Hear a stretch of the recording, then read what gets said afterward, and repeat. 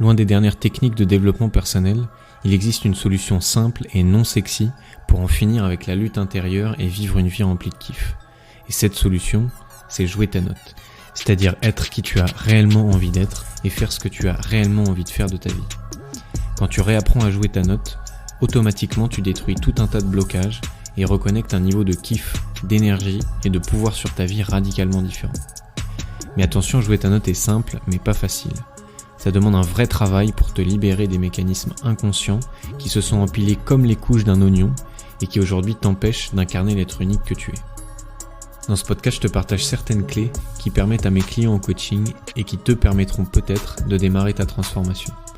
Je m'appelle Charles Ariel, bienvenue dans ce nouvel épisode de Joue ta putain de note. Le vide en soi. En entendant ces 4 mots, tu as su exactement de quoi je voulais parler. Tu l'as déjà ressenti. D'ailleurs, au moment où je te parle, il est présent. Il ne t'a jamais quitté. Ce même vide que tu tentes de fuir.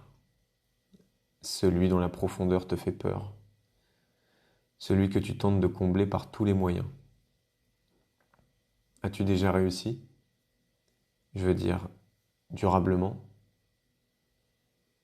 As-tu trouvé quoi que ce soit dans le monde qui te permette de combler ce vide de manière définitive ?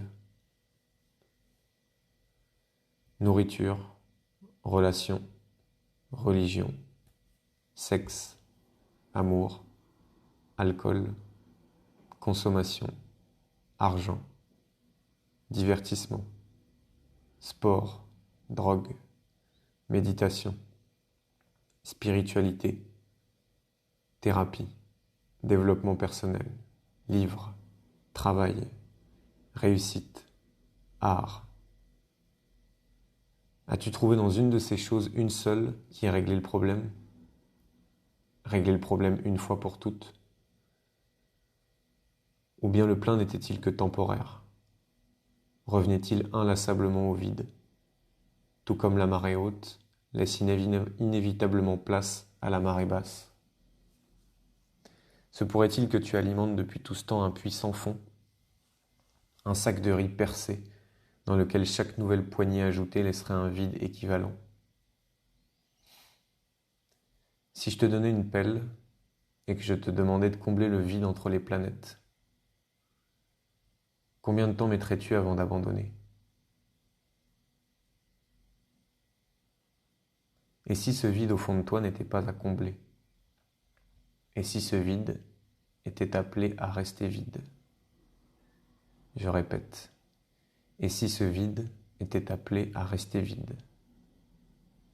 Qu'est-ce qui se passerait si tu laissais ce vide être là ?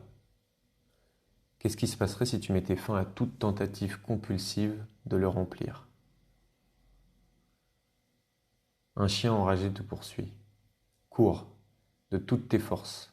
Ne t'arrête surtout pas, c'est une question de survie. Un seul arrêt dans ta course et il te dévorera. Ou bien peut-être t'ai-je menti. Peut-être ce chien n'est-il pas enragé. Peut-être ce chien est-il comme tous les autres chiens. Peut-être ce chien pourrait-il devenir le compagnon le plus fidèle que tu n'aies jamais eu. Peut-être après l'avoir apprivoisé, ne voudras-tu jamais le laisser repartir.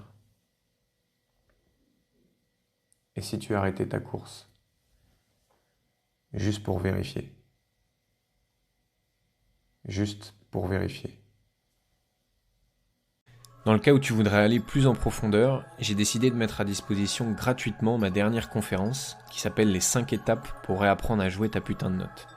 Tout simplement, c'est la conférence la plus complète que j'ai faite jusqu'ici et qui va te donner les 5 étapes concrètes par lesquelles passer si jamais tu veux te transformer en profondeur et vivre une vie remplie de kiff, et ça de manière durable.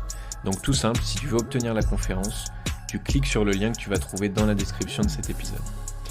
D'ici là, je te souhaite de jouer ta putain de note.